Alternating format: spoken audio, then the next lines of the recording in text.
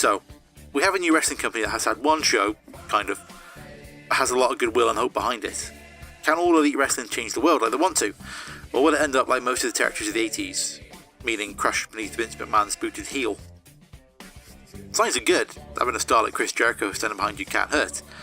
And some of the things they're saying about pay and everything else is something that the wrestling industry needs. It doesn't need someone to find a new way to hit someone else with a chair. It needs a new way to support the people in the ring.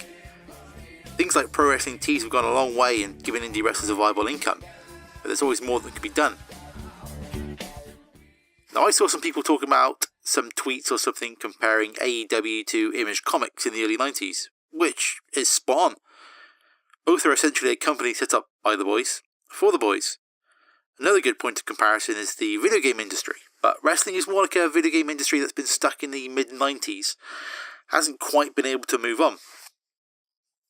Okay, to explain. You have an industry that's full of players all vying for space, with one that's a little bit ahead of the others. This company tries some stuff which almost works, but then someone else swoops in, does it properly, and the industry explodes.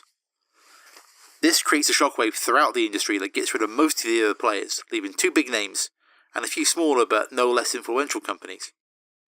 With some back and forth over the years, one eventually overstretches itself, whilst a lot of other players start trying to muscle their way into everything. What happens next is Sony comes in with a PlayStation, changes everything, but the wrestling industry hasn't had that.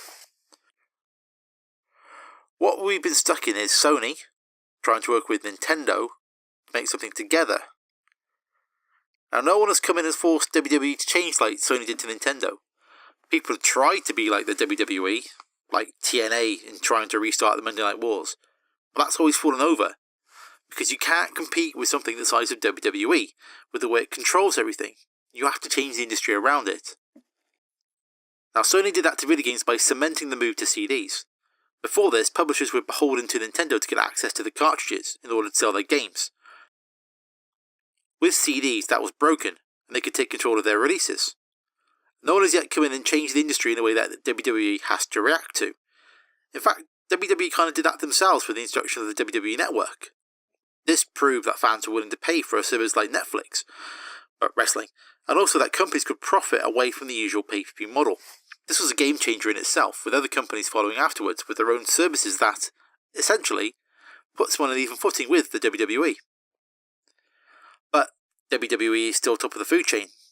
Whether or not AEW will pull a Sony and dominate the industry remains to be seen. And even if they do, Nintendo never really went away, and they just ended up coming back stronger. All it really means is more choice for the wrestlers, where they can work and make a living, and more choice for the wrestling consumer. There's a lot of optimism around AEW and hope that it succeeds. Although, you can be sure at least one guy is hoping otherwise. Much like Nintendo in the early days, WWE is run by a singular presence that is very much in control of everything. How Vince responds to AEW will be key. Maybe he'll decide to try and run it into the ground like he did to the territories in the 80s. Or maybe he'll take a more pragmatic view that competition is actually good for the industry. Yeah, I think we all know which one he's going to go for.